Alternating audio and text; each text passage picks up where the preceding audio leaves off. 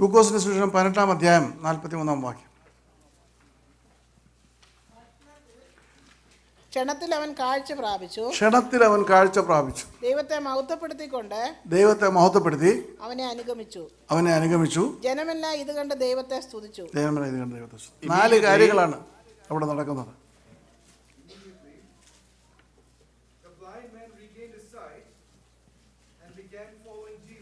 Yes. Glorifying God. When all the people saw it, they gave praise to God. Yeah. So we find 4 things there. ക്ഷണത്തിൽ അവൻ കാഴ്ച പ്രാപിച്ചു, ഉടനെ കാഴ്ച പ്രാപിച്ചു.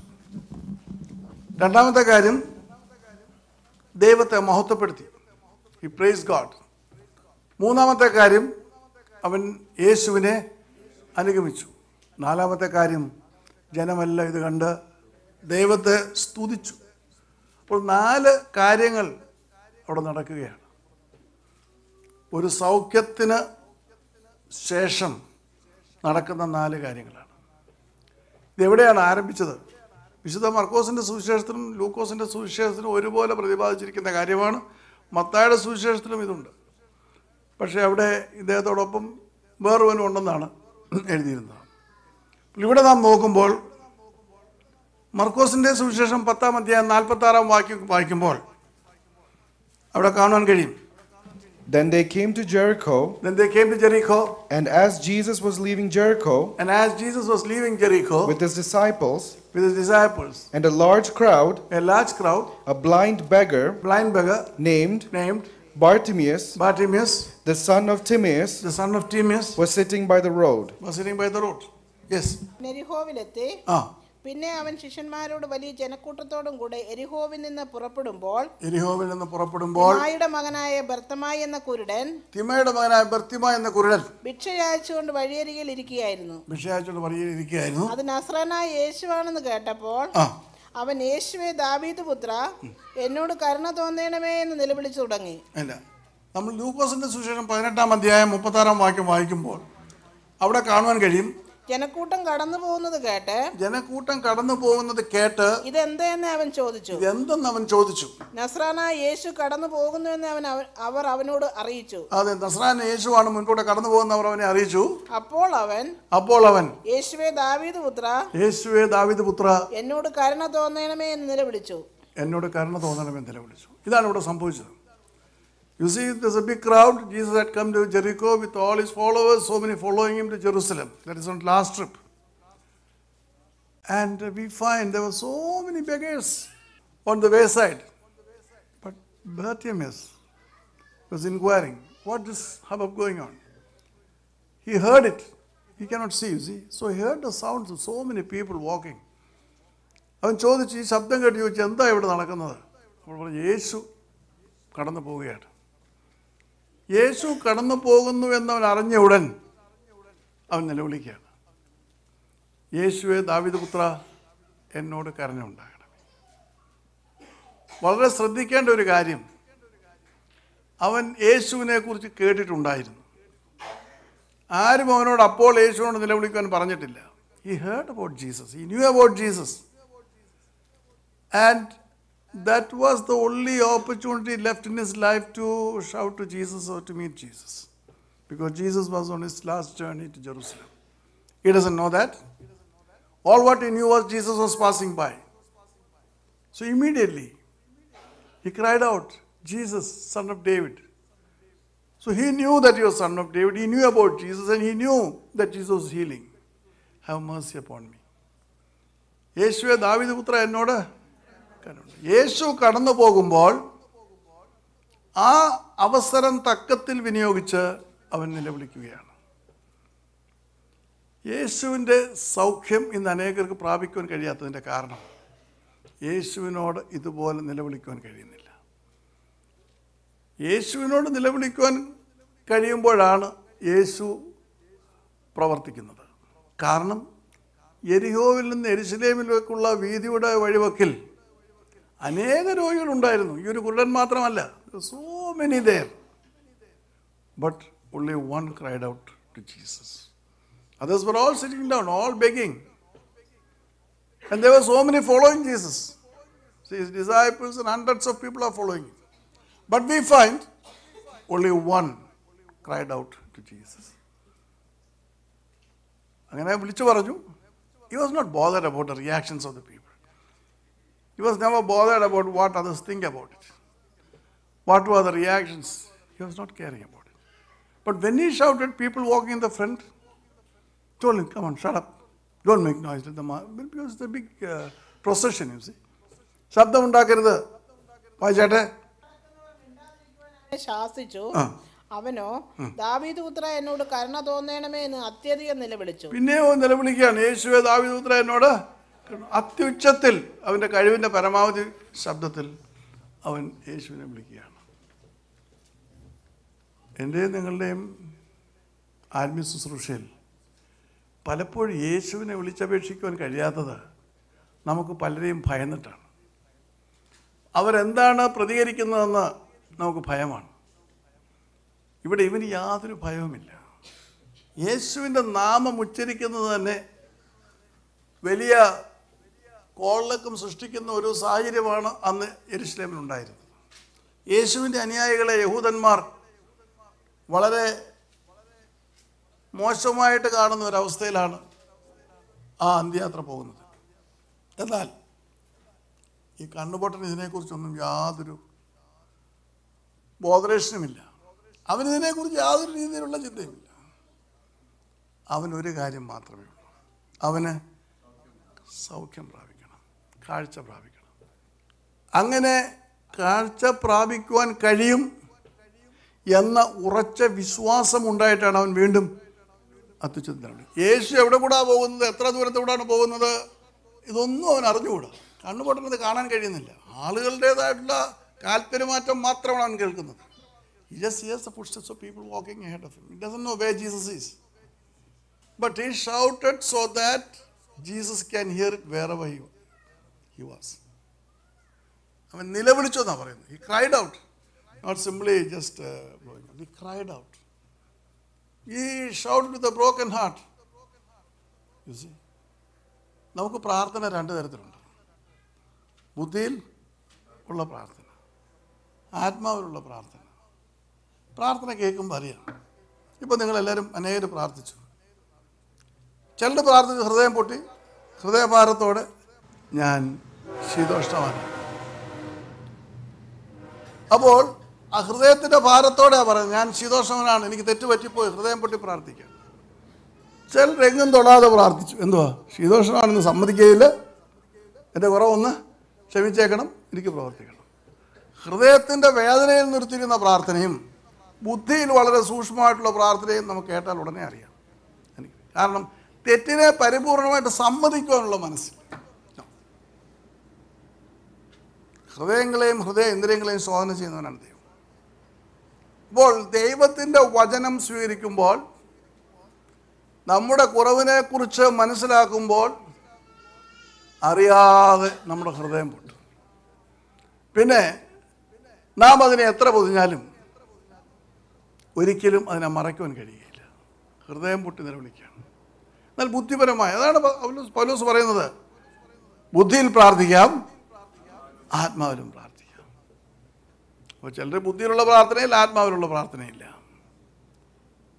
എന്നാൽ ഇവിടെ ഭർത്തിയുമായി അവൻ നിലവിളിക്കുകയാണ്. He is crying out. He is broken hearted because in his life he has not seen the daylight. അവൻ ഒരിക്കലും സൂര്യപ്രകാശം കണ്ടിട്ടില്ല. അവൻ അന്ധനാണ്, ജന്മന കുരുടനാണ്, പിറവി കുരുടനാണ്. അവൻ വീണ്ടും നിലവിളിച്ചു. അടുത്ത വാക്യം വായിക്കുമ്പോൾ യേശു നിന്നു. യേശു നിന്നത് എപ്പോഴാണ്? അതെ, അവൻ്റെ നിലവിളിയുടെ ശബ്ദം കേട്ടപ്പോൾ, ഹൃദയം പൊട്ടി അവൻ കരഞ്ഞപ്പോൾ. ബുദ്ധിയിലുള്ള പ്രാർത്ഥനയല്ല. നിന്റെ ഹൃദയം പൊട്ടിയുള്ള പ്രാർത്ഥനയ്ക്ക് ദൈവത്തെ നിർത്താൻ കഴിയും, യേശുവിനെ നിർത്തുവാൻ കഴിയും. യേശു നിന്നു. എന്നിട്ട് അവനെ തൻ്റെ അടുക്കിലേക്ക് കൊണ്ടുവരുവാൻ കൽപ്പിച്ചു. അവനെ തൻ്റെ അടുക്കിലേക്ക് കൊണ്ടുവരുവാൻ കൽപ്പിച്ചു. കാരണം അവനെ തൻ്റെ അടുക്കിലേക്ക് കൊണ്ടുവരുവാൻ പറയുമ്പോൾ എന്തിനാ അങ്ങനെ പറയുന്നത്? ഇവൻ അന്ധനാണ്, ഇവൻ കാഴ്ച വേണമെന്ന് ഒരിക്കലും യേശുവിനോട് പറഞ്ഞില്ല. അവനെ നിലവിളിക്കുന്നതിന് എൻ്റെ അടുക്കൽ കൊണ്ടുവരിക. മർക്കോസിന്റെ സുവിശേഷം. അവൻ തൻ്റെ പുതപ്പ് ദൂരെ, അവൻ തൻ്റെ പുതപ്പ് ദൂരെ എറിഞ്ഞു ചാടി എഴുന്നേറ്റു. ഈ പുതപ്പെന്ന് പറയുന്ന സാധനം ഇങ്ങനെ പുതച്ചുകൊണ്ട് മടിയിലോട്ട് ഇട്ടേക്കാണ്. എന്തിനാ? ഭിക്ഷ വാങ്ങിക്കാനായിട്ട്. പോകുന്നവരൊക്കെ അതിനകത്തോട്ട് ഇട്ട് കൊടുക്കും ഒരു പുതപ്പ്. ഇതാരും തട്ടിക്കൊണ്ട് പോകാതിരിക്കാൻ പുതച്ചിട്ടൊരു അംശമാണ് പുറത്തോട്ട് ഇടുന്നത്. കാരണം വല്ലവരും പിടിച്ചു കഴിഞ്ഞാൽ ഉടനെ അറിയാൻ സാധിക്കും. അവനത് വലിച്ചെറിഞ്ഞു. അവിടെ കിടക്കുന്ന തുട്ടുകാശൊക്കെ വലിച്ചെറിഞ്ഞവൻ തൂത്തെറിഞ്ഞു, പുതപ്പ് വലിച്ചെറിഞ്ഞു. എന്നിട്ട് ചാടി എഴുന്നേറ്റു യേശുവിന്റെ അടുക്കലേക്ക്. യേശു വിളിക്കാൻ ചാടി. അവനെ ചുറ്റിയിരിക്കുന്ന പുതപ്പിനെ അവൻ വലിച്ചെറിഞ്ഞു. യേശുവിൻ്റെ അടുക്കലേക്ക് നിനക്ക് സൗഖ്യത്തിന് വേണ്ടി ചെല്ലണമെങ്കിൽ നിന്റെ ജീവിതത്തിൽ നിന്നെ ചുറ്റിപ്പറ്റി നിൽക്കുന്നതായിട്ടുള്ള പുതപ്പിനെ നീ വലിച്ചെറിയണം. ലൗകിക ബന്ധങ്ങൾ, ലൗകിക മോഹങ്ങൾ, അപ്രകാരമുള്ള ലോകത്തിൻ്റെ പ്രഭാവങ്ങളാകുന്ന പുതപ്പിനെ നീ വലിച്ചെറിയണം. ആ പുതച്ചോട്ടിരുന്നാൽ നിനക്ക് മുന്നോട്ട് പോകാൻ പറ്റില്ല. കാരണം പുതച്ചു വെച്ചോണ്ടിരിക്കുക. അവൻ അതിനെ എടുത്തു ദൂരെ എറിഞ്ഞു. പലപ്പോഴും അനേകർക്ക് യേശുവിൻ്റെ സൗഖ്യം കിട്ടാതിരിക്കുന്നതിൻ്റെ കാരണം ഈ ലോകത്തിൻ്റെ പുതപ്പാണ്. ലോകത്തിൻ്റെ പുതപ്പുമായിട്ടാണ് നീ സൗഖ്യം ചോദിക്കുന്നത്. നിനക്ക് കിട്ടുകയില്ല. എത്ര സൗഖ്യദായ സുഷേപ്പം കിട്ടാലും നിനക്ക് കിട്ടിയില്ല. How are you participating? You are not going to get it. You have to throw away things that are binding to this world. You have to just throw away all your love for this world. Because you are going to Jesus. You have to completely accept Him with this sort of cloak around you. Cloak of worldly love, worldly pleasures. You see, you can never gain anything from Jesus. ലോകത്തിൻ്റെ മോഹങ്ങളും ലോകത്തിൻ്റെ പ്രഭാവങ്ങളും ഒക്കെ വെച്ചുകൊണ്ട് നിന്റെ സൂത്ര പ്രാർത്ഥനയുമായിട്ട് നീ ഇരുന്നാൽ നിനക്ക് ദൈവത്തിൻ്റെ സ്ഥലം ഒന്നും കിട്ടത്തില്ല. ഓർത്തോളണം. ഭർത്തിയുമായി അത് വലിച്ചെറിഞ്ഞു. എന്നിട്ട് അവൻ യേശുവിൻ്റെ അടുക്കലേക്ക് ചെന്നു. അപ്പോൾ എന്താ യേശുവിനോട് ചോദിക്കുന്നത്? യേശുവിനോട് ഞാൻ നിനക്ക് എന്ത് ചെയ്തു തരണമെന്ന് നീ ഇച്ഛിക്കുന്നു? നിനക്ക് എന്താ ചെയ്തു തരേണ്ടത്? നീ എന്താ ആഗ്രഹിക്കുന്ന വാസ്തവത്തിൽ? നീ കാരണം എന്താ ചെയ്യേണ്ടതെന്ന് അവനൊരിക്കലും കർത്താവിനോട് പറഞ്ഞില്ല. പറഞ്ഞോ? എന്തോ പറഞ്ഞത്? കരുണ ചെയ്യണമെന്നേ പറഞ്ഞിട്ടുള്ളൂ. കരുണ ചെയ്യണമെന്ന് പറഞ്ഞത് പല കാര്യങ്ങളാണ്. എനിക്കൊരു നല്ല വീട് വേണം, അല്ലെങ്കിൽ എനിക്ക് നല്ലൊരു പെണ്ണിനെ കല്യാണം കഴിക്കണം, വേറെ പല കാര്യങ്ങളില്ലയോ കരുണ ചെയ്യണമെന്ന് പറയുമ്പോൾ അതിൻ്റെ അന്തർലീനമായിട്ട് കിടക്കുന്ന കാര്യങ്ങൾ. ഞാൻ നിനക്ക് എന്ത് ചെയ്യണം? What I should do for you? അപ്പോൾ എന്തവൻ പറഞ്ഞു? റബൂനി, എനിക്ക് കാഴ്ച പ്രാപിക്കണമെന്ന് കുരുടൻ അവനോട് പറഞ്ഞു. എനിക്ക് കാഴ്ച പ്രാപിക്കണം. Teacher, I want to see you. Yes. എനിക്ക് കാഴ്ച പ്രാപിക്കണം. I want my sight. അപ്പോൾ അതാണ് ആവശ്യം. അത് ഏറ്റവും അത്യന്താപേക്ഷിതമാണ്. അവിടെ അവൻ കർത്താവിനോട് അവൻ്റെ ആവശ്യം പറഞ്ഞു. അങ്ങനെ പറയുമ്പോൾ കർത്താവ് എന്താ പറഞ്ഞത്? What did he say? യേശുവിനോട് പോകുക, നിന്റെ വിശ്വാസം നിന്നെ രക്ഷിച്ചിരിക്കുന്നു എന്ന് പറഞ്ഞു. നിന്റെ വിശ്വാസം നിന്നെ രക്ഷിച്ചിരിക്കുന്നു. Jesus said to him, Go, your faith has healed you. Your faith has healed you. The വിശ്വാസം, you had the faith in me that I would heal you.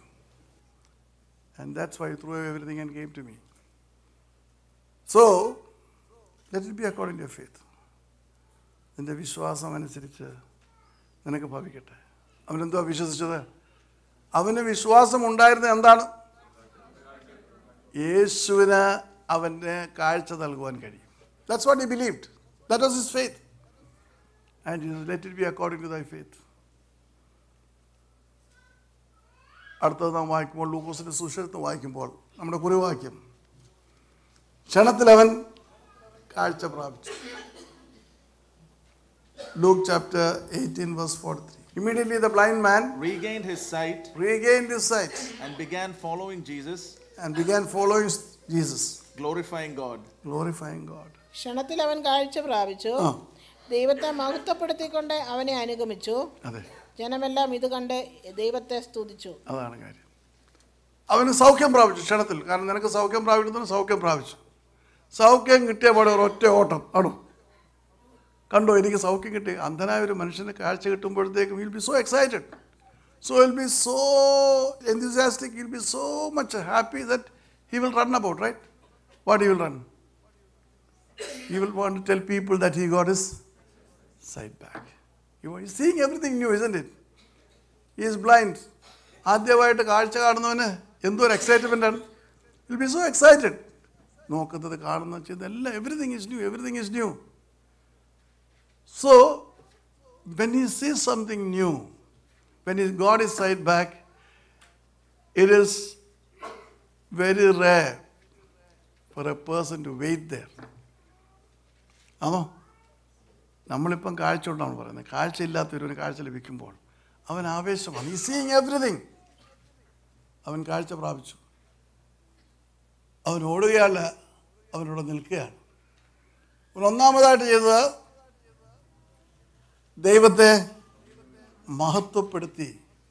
The first thing he did is after his healing, he glorified God. That's a rare thing what we find in the life of Jesus. 10 lepers were healed, but only one came back to thank you. 10 കുഷ്ഠരോഗികളാണ് സൗഖ്യമാക്കിയത്. പക്ഷെ ഒരുത്തം മാത്രമേ തിരിച്ചു വന്ന് കർത്താവിനെ സ്തുതിച്ചുള്ളൂ. അപ്പോൾ ഇവിടെ ഇവൻ സൗഖ്യം പ്രാപിച്ചു. ഉടനെ അവൻ ദൈവത്തെ മഹത്വപ്പെടുത്തുകയാണ് ചെയ്തത്. രണ്ടാമതായിട്ട് ഇവൻ ചെയ്ത കാര്യം എന്താ? യേശു സൗഖ്യമാക്കി, യേശു മുന്നോട്ട് വേണം. അവൻ എന്ത് ചെയ്തു? യേശുവിൻ്റെ കൂടെ മുൻപോട്ട് പോയി, യേശുവിനെ അനുഗമിച്ചു. പക്ഷെ യേശുവിനെ അനുഗമിക്കുന്നതിന് മുൻപ് അവനൊരു കാര്യം ചെയ്യാമായിരുന്നു. എന്താ ചെയ്യേണ്ടത് എന്ന് പറഞ്ഞാട്ട്, he could have done normally, you and me would do that. No? ചിന്തിച്ചാട്ടെ, അവൻ എന്ത് ചെയ്യുമായിരുന്നു? സാധാരണ നമ്മളാണ് എന്ത് ചെയ്യുമായിരുന്നു? കുറച്ച് പറയത്തോ? വീട്ടിൽ പോകണം. വീട്ടിൽ പോകുന്നതിന് മുമ്പ് ചില കാര്യം ചെയ്യാമായിരുന്നു. കുറച്ച് പറ കേൾക്കട്ടെ. No, not to take the money. That clock, yes. പുതപ്പ് എറിഞ്ഞിട്ടാണ് പോയത്. ചെന്ന് എന്തോ എടുക്കണം? യേശു നടക്കില്ല. അപ്പോൾ ഓടിച്ചത് എന്തോ എടുക്കും? ഇപ്പോൾ കണ്ണ് കാണാമല്ലോ പുതപ്പ് എവിടെ കിടക്കുന്നത് അല്ലേ? എറിഞ്ഞ സ്ഥാനവും ഇരുന്ന സ്ഥാനവും കാഴ്ചയുണ്ട്. അപ്പോൾ എന്താ ചെയ്യുന്നത്? യേശു നടന്നോട്ടെ, ഞാൻ എന്ത് ചെയ്യാം? പയ്യെ പുതപ്പ് എടുത്ത് വല്ല ചില്ലറ കൊണ്ടുണ്ടെങ്കിൽ അതും പെറുക്കൊണ്ട് നമ്മളൊക്കെ അങ്ങനെ ചെയ്യുന്നതല്ലേ? നഷ്ടപ്പെട്ടതിൻ്റെ കാര്യമില്ല, എന്തായാലും കാഴ്ച കിട്ടേണ്ടത് കിട്ടി. പക്ഷേ കുരുടൻ പുതപ്പിനെ തള്ളിക്കളഞ്ഞു. പുതപ്പെന്ന് പറഞ്ഞ കഴിഞ്ഞകാല ജീവിതമാണ്. അവനതിനെ പറിച്ചെറിഞ്ഞു. പിന്നെ അതിനെ പോയിട്ട് എടുക്കേണ്ട കാര്യം ഇല്ല. അവനതിനെ ഉപേക്ഷിച്ചു. Just through it away. For him, there was Jesus in front of him, following him. അവൻ ദൈവത്തെ മഹത്വപ്പെടുത്തി എന്നുള്ളതാണ് അതിപ്രധാനമായ കാര്യം. രണ്ടാമതായിട്ട് അവൻ പിന്നെ തിരിഞ്ഞു നോക്കിയില്ല. അവൻ പിന്നെയും ആൾക്കൂട്ടത്തിൻ്റെ ഇടയിൽ പോയിട്ട് അവൻ ഇരുന്നിടത്ത് പോയി എന്ത് ചെയ്യണം? എൻ്റെ പുതപ്പ് ഇല്ല. അവൻ യേശുവിനെ കണ്ടു, യേശുവിൻ്റെ പിന്നാലെ പോവുകയാണ്. ജനങ്ങൾ ഇതെല്ലാം കണ്ടു. അപ്പോൾ ജനങ്ങൾ എന്ത് ചെയ്തു? എല്ലാവരും ദൈവത്തെ സ്തുതിച്ചു. ഒരു വ്യക്തിയുടെ അനുഭവം കൊണ്ടാണ് ആ ജനങ്ങൾ മുഴുവൻ സ്തുതിക്കുന്നത്. നിങ്ങൾ മറ്റ് പല സൗഖ്യങ്ങളും അത്ഭുതങ്ങളും കാണുമ്പോൾ അവിടെ ദൈവത്തെ അവർ സ്തുതിച്ചത് നമുക്ക് കാണുവാൻ വളരെ വിരളമായിട്ടേ കാണുവാൻ കഴിയുകയുള്ളൂ. അപ്പോൾ ദൈവത്തെ സ്തുതിക്കുവാൻ അവർക്ക് പ്രേരണ നൽകിയത് ഇവൻ്റേതായിട്ടുള്ള പ്രതികരണമാണ്. See, they praised God because he praised God. And how did they know? They knew that he got his sight back because he told. He said, okay, be it that way, but everybody around cannot know whether this fellow got his sight back. അല്ലേ? അവൻ്റെ കാഴ്ച പ്രാപിച്ചതുള്ള അടുത്ത് നിൽക്കുന്നവർ ചുറ്റുപാടിക്കുന്നത് അറിയാൻ പറ്റുമോ? എടാ അതിന് കാഴ്ച കിട്ടിയോ? കാഴ്ച കിട്ടിയോ? ഇവൻ വിളിച്ചു പറഞ്ഞോ, അയ്യോ എനിക്ക് കാഴ്ച കിട്ടിയെന്ന് വിളിച്ചു പോയോ? ഇല്ല. He never said. He praised God. So with that praise, it was completely announced. That was exactly the proclamation of his healing. And everybody knew that he was healed. അതുകൊണ്ട് അവൻ ദൈവത്തെ സ്തുതിച്ചു, യേശുവിനെ അവൻ അനുഗമിക്കുകയാണ്. യേശുവിൻ്റെ പിന്നാലെ അവൻ എങ്ങോട്ടാണ് പോകുന്നത്? യെരുശലേമിലേക്ക്. യേശുവിൻ്റെ സൗഖ്യം പ്രാപിച്ചുകൊണ്ട് എവിടോട്ടാണ് പോകേണ്ടത്, എങ്ങനെയാണ് പോകേണ്ടതെന്നല്ലോ പൊട്ടനറിയാമോ? യേശു എങ്ങോട്ടാണ് പോകുന്നതെന്ന് അവനറിയാമോ? ഇല്ല. അവൻ്റെ മുൻപിൽ യേശു നടക്കുന്നുണ്ട്, ആ യേശുവിൻ്റെ പിന്നാലെ പോവുകയാണ്.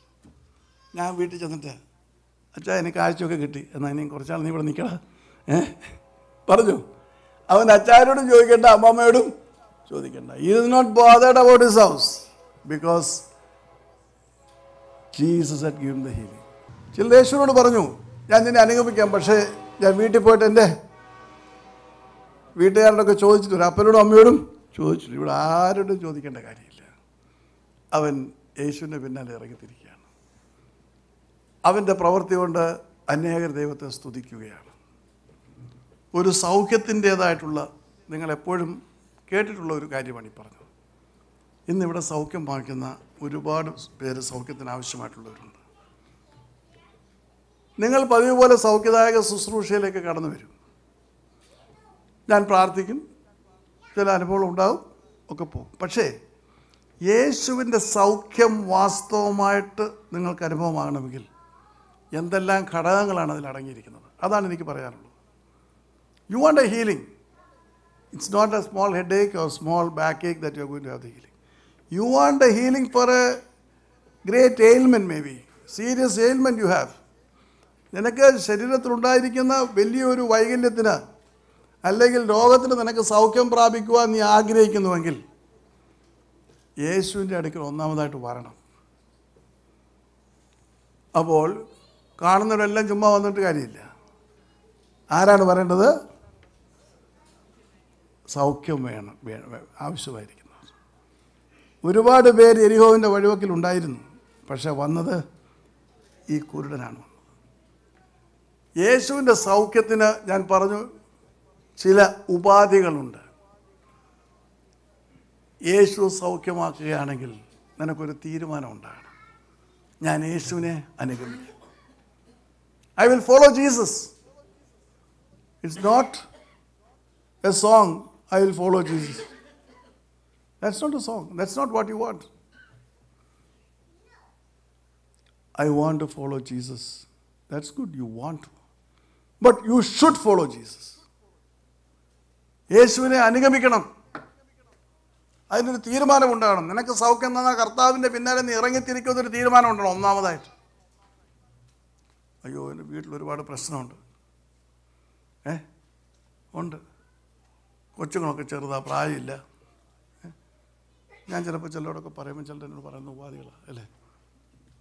പിള്ളേർക്ക് ഇച്ചിരിയുടെ പ്രായം ആയിട്ട് ഇറങ്ങിത്തിരിക്കാം. പിള്ളേർക്ക് പ്രായമാകുമ്പോൾ നീ എവിടെയാണെന്ന് നീ അറിയുന്നുണ്ടോ? ഉണ്ടോ? അതൊക്കെ ഉപാധിയാണ്. Do you know where you are going to be when your children are going to be growing up? യേശുവിൻ്റെ സൗഖ്യത്തിന് വേണ്ടി നീ വരുമ്പോൾ നീ യേശുവിന് വേണ്ടി സമർപ്പിക്കണം. ഒന്നാമത്തെ കാര്യം, നിൻ്റെ ഭാര്യയോ നിൻ്റെ ഭർത്താവോ ഒന്നും നിനക്ക് വിഷയമല്ല. നിൻ്റെ സൗഖ്യം അത്രമാത്രം വലിയ സൗഖ്യമാണ് ദൈവം തരാൻ പോകുന്നത്. But you need to completely surrender yourself, because you must always realize, well, you'll say you'll wait. Maybe there's not another opportunity for you to come to Jesus. You may have so many reasons. Your children, your wife or your husband or your family, your finances. Well, all that is secondary. യേശു സൗഖ്യം തരികയാണെങ്കിൽ ഞാൻ യേശുവിനെ അനുഗമിക്കാം. ഒന്നാമത്തെ തീരുമാനം. രണ്ടാമത്തെ തീരുമാനം, നിന്റെ സമയം യേശുവിന് വേണ്ടി ചിലവഴിക്കണം. ഇന്ന് നീ പറയുന്നത് പോലെ അല്ല. നിന്റെ ജീവിതത്തിൽ ദൈവം നിനക്ക് തരുന്ന സമയത്തിൻ്റെ ഒരു ഭാഗം നീ ദൈവത്തിന് വേണ്ടി ചിലവഴിക്കണം, യേശുവിന് വേണ്ടി ചിലവഴിക്കണം. കഴിയുമോ? യേശു സൗഖ്യമാക്കും.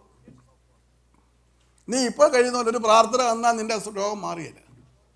യേശുവിന് വേണ്ടി നീ ഇറങ്ങിത്തിരിക്കണം. യേശുവിന് വേണ്ടി ആത്മാക്കളെ നേടണം.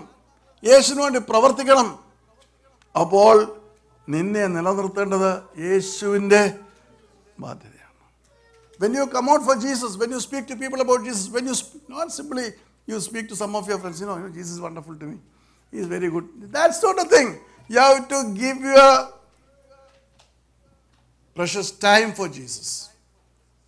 You have to, who is there to look after my children? There's nobody at home, there's no servant, nothing. No, I don't have time now. Maybe next year I will go. It's good. You can go next year or after 5 years. But do you know whether the next year is waiting for you? You have to think about that. So you speak about Jesus, you talk about Jesus, and you know, Jesus is an obligation to you. You make an obligation because Jesus wants you. Jesus wants you, so his sealing will remain with you. Why? Because you are working for Jesus. യേശുവിന് നിന്നെ കൊണ്ട് ആവശ്യമുണ്ട്. Okay, അത് കൊടുക്കാം. ഞാൻ എല്ലാ ആഴ്ചയും പള്ളിയിൽ പോകുന്ന അല്ല ആവശ്യം. നീ യേശുവിന് പ്രവർത്തിക്കണം. രണ്ടാമതായിട്ട് നിന്റെ സമ്പത്ത് യേശുവിന് വേണ്ടി കൊടുക്കണം. നീ ചുമ്മാ സമയം കൊണ്ട് 4 പേരോട് വന്നിട്ട് ഒന്ന് പറഞ്ഞിട്ട് പോരാ. You have to give. Whatever you have to give for Jesus. What I mean, not a complete thing. I'm not talking about that.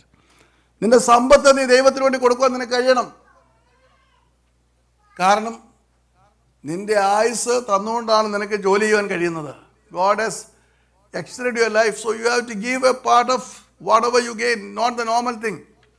നീ ദശാംശം കൊടുക്കുന്നില്ലോ എനിക്കറിഞ്ഞൂടാ. നീ ദശാംശം കൊടുത്താലും അതല്ല, അതൊന്നും അല്ല കൊടുക്കേണ്ടത്. ദൈവം നിന്റെ ജീവിതത്തിന് സൗഖ്യം അതിനെ നീട്ടിത്തരുമ്പോൾ നിന്റെ ജീവിതത്തിൽ ദൈവം നൽകുന്ന നന്മകളുടെ ഒരു ഭാഗം ദൈവത്തിന് വേണ്ടി കൊടുക്കണം. അനേകർ ലൈഫ് എക്സ്റ്റെൻഡ് ചെയ്യാൻ പറയും, തരും. പിന്നെ ആ കാശ് കിട്ടുന്നതുകൊണ്ട് സമ്പാദ്യമല്ല, സമ്പാദ്യം കൊണ്ട് തീരുകയില്ല. It's not going to be. യേശുവിൻ്റെ സൗഖ്യം നീ അനുഭവിക്കുമ്പോൾ നിന്റെ സമയം നീ നൽകണം, നിന്റെ സമ്പത്ത് നൽകണം. തീർച്ചയായിട്ടും ഒരു മാറ്റവുമില്ല. അതാണ് വാസ്തവത്തിലുള്ള സമർപ്പണം. അല്ലാതെ സമയം കൊടുക്കാനല്ല നമ്മൾ എന്നും വന്നിട്ട് പ്രാർത്ഥിക്കുന്ന ഒരു പ്രാർത്ഥന പ്രാർത്ഥിച്ചാൽ, എന്നിവിടുന്ന് $1 നേർച്ച ഇട്ടാൽ നിന്റെ സൗഖ്യം നിലനിൽക്കുകയില്ല. കാരണം നിനക്ക് യേശുവിൽ നിന്ന് വരുമ്പോൾ നീ യേശുവിന് വേണ്ടി സമർപ്പിക്കുന്നവരായിത്തീരും. യേശുവിന് വേണ്ടി ചിന്തിക്കണം. എന്ത് യേശുവിന് വേണ്ടി പ്രവർത്തിക്കുവാൻ കഴിയും? What I can do for Jesus. That should be your thought. ദൈവത്തിന് വേണ്ടിയിട്ട് ചിന്തിക്കുന്നവരായിരിക്കണം. ത്യാഗങ്ങൾ സഹിക്കുവാൻ കഴിയണം. You have to make sacrifices. പിന്നെ ചെയ്യുന്നത് സന്തോഷത്തോടെ ചെയ്യണം യേശുവിന് വേണ്ടി. Should be doing everything with joy. No murmuring. പിറുപിറുത്തോണ്ടല്ല, സന്തോഷത്തോടെ. നിന്നെ തന്നെ മറന്ന് പ്രവർത്തിക്കണം. You have to struggle, strain. Always Jesus should be in front of you. You will be healed, there is no doubt about it. നീ സൗഖ്യമാവും, ഒരു പ്രശ്നമില്ല. കാരണം യേശുവിന് നിന്നെ പോലുള്ള ഒരു ആവശ്യം, സമയം യേശുവിന് ആവശ്യമുണ്ട്. നിന്റെ സമയം, നിന്റെ സമ്പത്ത് ആവശ്യം. ദൈവത്തിൻ്റെ വിലയ്ക്ക് സമ്പത്ത് ആവശ്യമുണ്ട്. നീ പ്രവർത്തിക്കണം. അപ്പോൾ നീ സൗഖ്യം പ്രാപിച്ചിട്ട് നിന്റെ ജോലി എഴുതി നിന്റെ ശമ്പളം കൊണ്ട് സമ്പാദിക്കാനാണ് നിൽക്കുന്നത്, നിന്റെ ജോലി ഉണ്ടെന്ന് പറഞ്ഞാൽ അതിനകത്ത് നിന്റെ സമർപ്പണം ഇല്ല. No, there should be a മാറ്റം ഉണ്ടാകണം. നീ കടന്നു പോയാൽ എവിടെ നിനക്ക് ശമ്പളം കിട്ടുന്നു? ആരാ നിനക്ക് തരുന്നത്? ആര് നോക്കും? എപ്പോഴും ഞാൻ പറഞ്ഞില്ല, ഇന്നലെ വന്ന എന്നെ ടെലിഫോൺ ചെയ്തു. എൻ്റെ ജോലി നഷ്ടപ്പെട്ടു, എൻ്റെ സൗന്ദര്യം നഷ്ടപ്പെട്ടു, ഞാനിന്ന് എല്ലാം തുല്യമായിരിക്കുകയാണ്. അപ്പോൾ ഭർത്താവിന് വേണ്ട, എന്നെ നോക്കാൻ ആരുമില്ല. എവിടെയെങ്കിലും ഒരു നേഴ്സിംഗ് ഹോം, ഓൾഡ് ഏജ് ഹോമിൽ കൊണ്ടുവന്ന് അവർ എന്നെ ഇട്ടേക്കാൻ പരിപാടി കണക്കുകയാണ്. അപ്പോൾ നീ കൊള്ളരുതാത്തവളായ നിൻ്റെ രോഗം വന്ന് നിന്നെ കഴിഞ്ഞു കഴിഞ്ഞാൽ പിന്നെ നിന്നെ നോക്കുന്നതൊക്കെ അത്രയേ ഉള്ളൂ. നിൻ്റെ വരുമാനം നിന്ന് പോയാൽ നിന്നെ നോക്കുന്ന അത്രയേ ഉള്ളൂ, ഭർത്താവിൻ്റെ ആയാലും ഭാര്യയുടെ ആയാലും. യേശുവിൻ്റെ പിന്നാലെ ഇറങ്ങിത്തിരിക്കുമ്പോൾ, യേശു നിനക്ക് സൗഖ്യം തരുമ്പോൾ, നിൻ്റെ സമയം യേശുവിന് വേണ്ടി നൽകുമ്പോൾ, അപ്പോഴാണ് യേശുവിൻ്റേതായിട്ടുള്ള സൗഖ്യവുമായി നീ മുന്നേറുന്നത്. നിനക്ക് തരുന്ന ദൈവം നൽകുന്ന നന്മകൾ നീ ദൈവത്തിന് വേണ്ടി ചെലവഴിക്കുമ്പോൾ, അതിനകത്ത് സമ്പാദിക്കുന്നതല്ല, നിനക്ക് തരുന്ന നന്മകളുടെ ഒരു ഭാഗം നീ ദൈവത്തിനായിട്ട് മാറ്റിവെക്കണം. അപ്പോൾ ദൈവത്തെ അറിയാം, നിനക്ക് സ്വാർത്ഥതയില്ല. നീ ദൈവത്തെ സ്നേഹിക്കുന്നു, ദൈവത്തിന് വേണ്ടി പ്രവർത്തിക്കുന്നു. ത്യാഗങ്ങൾ ദൈവത്തിന് വേണ്ടി സഹിക്കാൻ തയ്യാറാകണം. യേശുവിന് വേണ്ടിയിട്ട് എന്തെല്ലാം ചെയ്യാൻ പറ്റുമോ അതൊക്കെ ചെയ്യണം. അപ്പോൾ ഉറപ്പിച്ചുകൊള്ളുക, നിൻ്റെ സൗഖ്യത്തിന് യേശു മുദ്രയിട്ടിരിക്കുന്നു.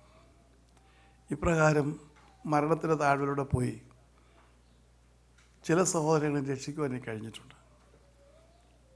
അപ്പോൾ ഞാൻ ഈ വ്യവസ്ഥകളൊക്കെ ആദ്യമേ പറയും.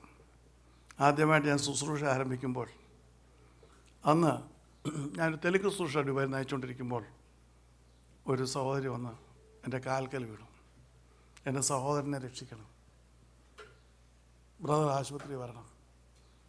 ഞാനന്ന് ഇതുപോലെ അറിയപ്പെടുന്ന വ്യക്തിയോ അല്ലെങ്കിൽ അവിടെ ദുബായിൽ തന്നെ അങ്ങനെ എന്തെങ്കിലും ശുശ്രൂഷയ്ക്ക് ആൾ വരുന്നുണ്ട്, ആളുകൾ കൂടിക്കൊണ്ടിരിക്കുന്ന ആദ്യത്തെ 2 വർഷം കഴിഞ്ഞപ്പോഴുള്ള സമയമാണ്. അത് എൻ്റെ ഹോസ്പിറ്റലിൽ തന്നെ വർക്ക് ചെയ്യുന്നതാണ്, റാഷിദ് ഹോസ്പിറ്റലിൽ തന്നെ വർക്ക് ചെയ്യുന്നതാണ്. അപ്പോൾ എന്നോട് വന്ന് അപേക്ഷിച്ചു, ഞാൻ വരാമെന്ന് പറഞ്ഞു. അപ്പോൾ എനിക്ക് രോഗം എന്താണെന്നോ കൂടുതലൊന്നും ഞാൻ ചിന്തിച്ചില്ല. ഞാൻ പോയി ചെന്ന് കഴിഞ്ഞപ്പോൾ തലമുടി വലിച്ചു പറിക്കുകയാണ്. സെറിബ്രൽ മലേറിയ രോഗം മുറിയിൽ ഇട്ടിരിക്കുകയാണ്. അപ്പോൾ എന്നോട് പറഞ്ഞു, മാത്യൂസ് അങ്ങോട്ട് കയറണ്ട, വെളിയിൽ നിന്ന് പ്രാർത്ഥിച്ചാൽ മതി. അപ്പം ഞാൻ കാണുന്നത് തലമുടി വലിച്ചു പറിക്കുകയാണ്. ഞാൻ സാരമില്ല. ഞാൻ കയറി അവിടെ നിന്ന് പറഞ്ഞു, ഈ കൃപാവരങ്ങളൊന്നും വന്നു, ഇങ്ങനത്തെ കൃപാവരങ്ങളൊന്നുമില്ല. ഞാൻ പ്രാർത്ഥിച്ചു. ഞാൻ പറഞ്ഞു, ദൈവമേ നീ ഇവൻ ശാന്തമായിട്ട് ഉറങ്ങുന്നതുവരെ ഞാൻ ഇവിടുന്ന് പ്രാർത്ഥിക്കും. 1/2 മണിക്കൂർ ഞാൻ അവിടുന്ന് പ്രാർത്ഥിച്ചു. അവസാനം ഇവൻ കൈതാഴെയിട്ട് ഉറങ്ങി. അവിടെ ഒരു സ്റ്റാഫുണ്ട്, കൊട്ടാരക്കരക്കാരി സ്റ്റാഫാണ്. പുള്ളിക്കാരോട് ഞാൻ പറഞ്ഞു, അവൻ ഉണരുമ്പോൾ ടൈംലിയായിട്ട് അവന് വേണ്ടി എപ്പോഴും അവൻ ഉണരുമ്പോൾ എന്നെ വിളിച്ച് പറയണം, പ്രാർത്ഥിക്കണം. കാരണം അപ്പോൾ തിരുവചനം വായിക്കാനുള്ള ഭാഗങ്ങളൊക്കെ പറഞ്ഞവനെ മനസ്സിലാക്കണം. അവൾ സമ്മതിച്ചു. അവൾ ഒരു സാധനം ഓക്സിലറി നേഴ്സാണ്. അങ്ങനെ ഞാൻ പുറത്ത് വന്നപ്പോൾ അവിടുത്തെ സിസ്റ്റർ ഇൻചാർജ് പറഞ്ഞു, ഈ വസ്ത്രമായിട്ട് വീട്ടിൽ പോരുത്. എന്നാൽ അജയും ബിജിയൊക്കെ കൊച്ചു കുഞ്ഞുങ്ങളാണ്. ഈ വസ്ത്രമായിട്ട് അകത്ത് പോകരുത്. ഈ തുണി മാറിക്കഴിഞ്ഞ ശേഷം തുണി എടുത്തിട്ട് പോകും, ഈ മുറിയായിട്ട് കയറരുത്. അപ്പം ഞാനിതൊന്നും ഇല്ലാതെ ഞാൻ കയറിപ്പോയത്, ഈ മാസ്കൊക്കെ വെച്ച്. അവസാനം ഞാൻ വീട്ടിൽ ടെലിഫോൺ ചെയ്ത് പറഞ്ഞ് തുണി എൻ്റെ വീടിൻ്റെ വാതിൽക്ക് വെച്ച് ഞാൻ പോയി വേറെ സ്ഥലത്ത് പോയി ഈ തുണി പഴയ വന്ന തുണിയെല്ലാം അതുപോലെ എടുത്ത് പോയി ഡസ്റ്റ്ബിന്നിൽ കൊണ്ടിട്ടിട്ട് പുതിയ വസ്ത്രമായിട്ടാണ് വീട്ടിൽ കയറിയത്. അങ്ങനെ ആ സഹോദരനെ പതുക്കെ വന്ന് അവനെ രക്ഷപ്പെടുത്തിയപ്പോൾ ഞാൻ പറഞ്ഞു, നിൻ്റെ ജീവൻ നിനക്ക് തിരിച്ചു തന്നു. ആ സ്റ്റാഫിനെ വിളിച്ചു, അവൾ സ്റ്റാഫാണ് അവിടെ. നീ ദൈവത്തിന് വേണ്ടി ജീവിക്കണം. കല്യാണം കഴിച്ചിട്ടില്ല. കർത്താവ് നിനക്ക് സൗഖ്യം തന്നു, കർത്താവിൻ്റെ സാക്ഷിയായിട്ട് ജീവിക്കണം. അത് നിർബന്ധമാണ്, നിബന്ധനയാണ്. ഞാൻ ചെയ്തോളാം. ഓക്കെ. 3 മാസം ശുശ്രൂഷയ്ക്ക് വന്നു.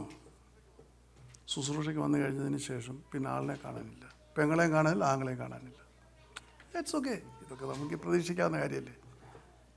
ഞാൻ ആ കാര്യം അങ്ങ് മറന്നുപോയി. ഇത് കഴിഞ്ഞ് ഇങ്ങനെ പോയി ശുശ്രൂഷ പോയി. അത് കഴിഞ്ഞ് 1 വർഷം കഴിഞ്ഞപ്പോൾ ഞങ്ങൾ പരമരപ്പള്ളിയിൽ പോന്നപ്പോൾ ഇവനെ ഒരു പെണ്ണുമായിട്ട് ഇറങ്ങി പോയത് പരമരപ്പള്ളി. എന്നെ കണ്ട് അബദ്ധവശാൽ കണ്ടാണ്. അച്ഛൻ എൻ്റെ കല്യാണമൊക്കെ കഴിഞ്ഞു. ഞാൻ പറഞ്ഞു, നല്ല കാര്യമാണല്ലോ, കല്യാണം കഴിഞ്ഞു, വെരി നൈസ്, ഓക്കെ. അവിടെ വെച്ച് കഴിഞ്ഞു. തിരിച്ച് ഞങ്ങൾ ദുബായിൽ വന്നു. ഇവനവിടെ എയർപോർട്ടിൽ ജോലി കിട്ടി ഒക്കെ വന്നു. ശുശ്രൂഷയില്ല, അവൻ പള്ളിയിലൊക്കെ വളരെ ആക്റ്റീവായി, പള്ളിയിലൊക്കെ പോകും, അങ്ങനെയൊക്കെ ആയി. പെങ്ങളും അങ്ങോട്ട് പിന്നെ വരാറില്ല. ഞാൻ എൻ്റെ ഹോസ്പിറ്റലിൽ വേറെ ഹോസ്പിറ്റലിൽ വർക്ക് ചെയ്യുന്നത് കാണുന്നില്ല. 2.5 വർഷം കഴിഞ്ഞില്ല, പെട്ടെന്ന് ഒരു ദിവസം അവൻ അൺകോൺഷ്യസ് ആയി. പെങ്ങൾക്ക് എന്നോടൊന്നും പറയാൻ പറ്റുന്നില്ല, കാരണം അവിടെ വന്ന് വേറെ വലിയ പ്രാർത്ഥനക്കാരെല്ലാവരും പ്രാർത്ഥിച്ചവരാണ്. അവസാനം എന്നോടൊന്ന് പറഞ്ഞു ഇറ്റ്സ് ഫിനിഷ്ഡ്. ഞാൻ പറഞ്ഞു, സമയം കഴിഞ്ഞു പോയി, എനിക്കൊന്നും ചെയ്യാൻ സാധ്യമല്ല. ആദ്യത്തെ വ്യക്തിയാണ് ദൈവത്തിൻ്റെ സൗഖ്യം തന്നിട്ട് ദൈവത്തിന് വേണ്ടി പ്രവർത്തിക്കാതെ ആദ്യത്തെ എൻ്റെ അനുഭവമാണത്. യേശുവിന് വേണ്ടി പ്രവർത്തിക്കാൻ ഇറങ്ങിത്തിരിക്കുമ്പോൾ ഒരുപക്ഷെ ഭാര്യയ്ക്ക് മനസ്സിലാക്കാൻ കഴിയത്തില്ല ഭർത്താവ് ഇറങ്ങിത്തിരിക്കുന്നത്. പക്ഷേ ഭർത്താവ് ജീവനോടിരിക്കുന്നത് ആ പ്രവർത്തനത്തിലാണെന്നുള്ളത് നമുക്ക് മനസ്സിലാക്കാൻ കഴിയില്ല. ഭാര്യയുടെ സൗഖ്യം നിലനിൽക്കുന്നത് അവൾ ദൈവത്തിന് വേണ്ടി പ്രവർത്തിക്കുന്നതാണെന്ന് മനസ്സിലാക്കാൻ കഴിയില്ല. കർത്താവിന് വേണ്ടി ഇറങ്ങിത്തിരിക്കുമ്പോൾ അങ്ങനെ പല പ്രയാസങ്ങളും, ആ പ്രയാസങ്ങളൊക്കെ അതിജീവിച്ച് കർത്താവിന് വേണ്ടി നിൽക്കുമ്പോൾ ആണ് കർത്താവ് പ്രവർത്തിക്കുന്നത്. ഇങ്ങനെയുള്ള അനേകരെ ഞാൻ ജീവിതയാത്രയിൽ കണ്ടിട്ടുണ്ട്. ഞാൻ പ്രാർത്ഥിച്ചിട്ടല്ല, വേറെ അനേകരെ കർത്താവ് കൊടുത്ത സൗഖ്യത്തിനായിട്ട് പ്രവർത്തിക്കുന്നവർ, കർത്താവ് പ്രവർത്തിക്കുന്ന അസാധ്യമായ ക്യാൻസർ രോഗികൾ സൗഖ്യമായവർ, പല രോഗങ്ങൾ സൗഖ്യമായിട്ട് പ്രവർത്തിക്കുന്നവർ, അവർ യേശു വേണ്ടി പ്രവർത്തിക്കുന്നവരാണ്. They have left the world.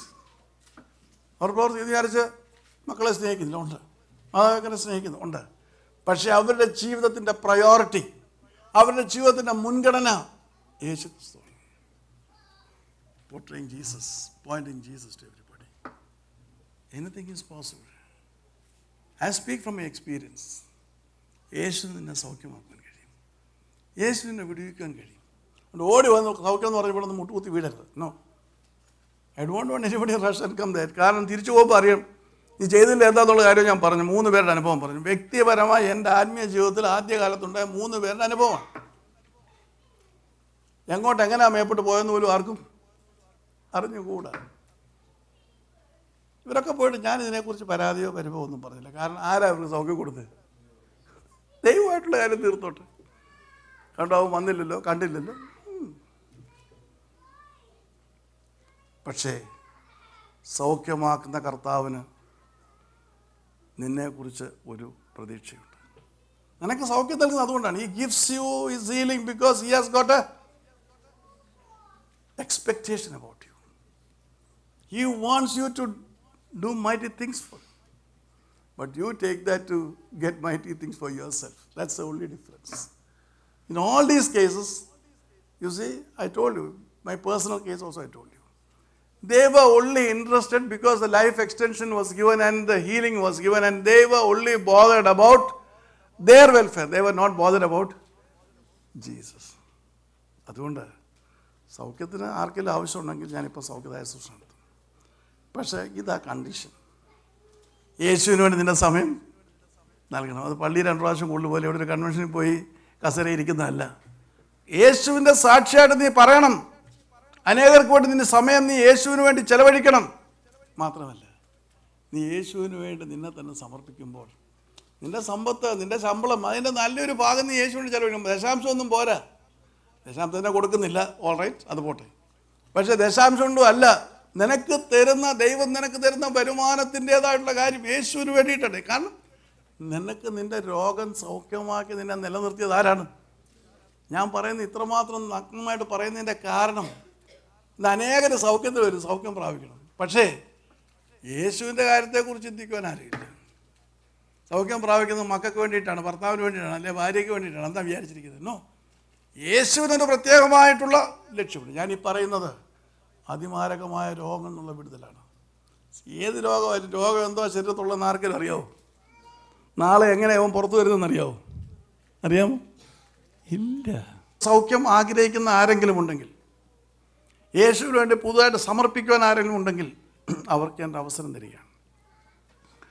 അവർക്ക് മുൻപോട്ട് വരാം, മുട്ടുകുത്തി നിൽക്കാം, ഞാൻ അവർക്ക് വേണ്ടി പ്രാർത്ഥിക്കും. ഈ വ്യവസ്ഥയിലാണ് പ്രാർത്ഥിക്കുന്നതെന്നുള്ളത് ആരും മറക്കരുത്. ഈ വ്യവസ്ഥ ഓൾറെഡി പ്രഖ്യാപിച്ചു കഴിഞ്ഞു. യേശുവിന് വേണ്ടിയിട്ട് നിൻ്റെ സമയം, ഇന്നത്തെ സമയമല്ല, നിൻ്റെ സമയം, നിനക്ക് ഒരു ദിവസം 8 മണിക്കൂർ ജോലിയാണെങ്കിൽ ബാക്കി 3 മണിക്കൂർ യേശുവിന് വേണ്ടി കൊടുക്കാൻ, 2 മണിക്കൂർ യേശുവിന് വേണ്ടി കൊടുക്കാൻ നിനക്ക് സന്മനസ്സുണ്ടാകണം. നീ യേശുവിന് വേണ്ടി ഇത് $100 ഒക്കെ ആണെങ്കിൽ $500 കൊടുക്കാൻ നിനക്ക് ഉണ്ടാകണം. യേശുവിന് ത്യാഗങ്ങൾ സഹിക്കുവാൻ സന്മനസ്സുണ്ടാകണം. മറ്റുള്ളവർക്ക് വേണ്ടി ചിന്തിക്കുവാൻ സമയമുണ്ടാകണം. മാത്രമല്ല, യേശുവിന് പ്രവർത്തിക്കാൻ പുതിയ പുതിയ ദർശനം ഉണ്ടാകും. നീ യേശുവിന് വേണ്ടി ചിന്തിക്കുന്ന അവസ്ഥ, ആ അവസ്ഥയിലാണെങ്കിൽ യേശു കൈവിടുകയില്ല. അവൻ്റെ സൗഖ്യം നിലനിൽക്കും. അപ്പോൾ അങ്ങനെ ഒരു അവസ്ഥയിലേക്ക് ഞാൻ പ്രാർത്ഥിക്കും.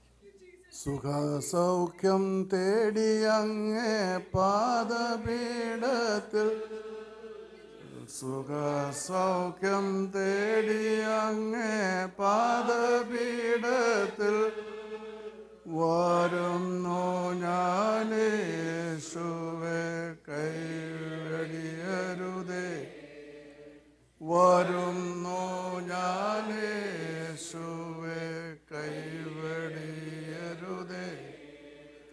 ആണിയേക പൊൻകരമി സാധുവിന്മേൽ വച്ചു നീ, ആണിയേക പൊൻകരമി സാധുവിന്മേൽ വച്ചു നീ, സൗഖ്യമാക്കി അയക്കണം പൊന്നേശുവേ, സൗഖ്യമാക്കി അയക്കണം ഏഴയെ പൊന്നേശുവേ. കുരുടർക്കും മുടന്തർക്കും സൗഖ്യമേകിയ, കുരുടർക്കും മുടന്തർക്കും സൗഖ്യമേകിയ യേശുവേ, ഈ സാധുവിന്മേൽ മനസ്സലിയണമേ. യേശുവേ ഈ സാധുവിന്മേൽ മനസ്സലിയണമേ. ആണിയേറ്റ പൊൻകരമേ സാധുവിന്മേൽ വെച്ചു നീ. ആണിയേറ്റ പൊൻകരമേ സാധുവിന്മേൽ വെച്ചു നീ. സൗഖ്യമാക്കി അയക്കേണം ഏഴയെ പൊന്നേശുവേ. സൗഖ്യമാക്കി അയക്കേണം ഏഴയെ പൊന്നേശുവേ. രോഗികൾക്കാശ്വാസമായി സൗഖ്യമായി പ്രത്യാശയായി. രോഗികൾക്കാശ്വാസമായി സൗഖ്യമായി പ്രത്യാശയായി.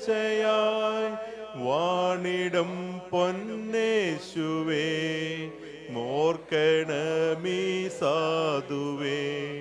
വാണിടും പൊന്നേശുവേ ഓർക്കണമീ സാധുവേ.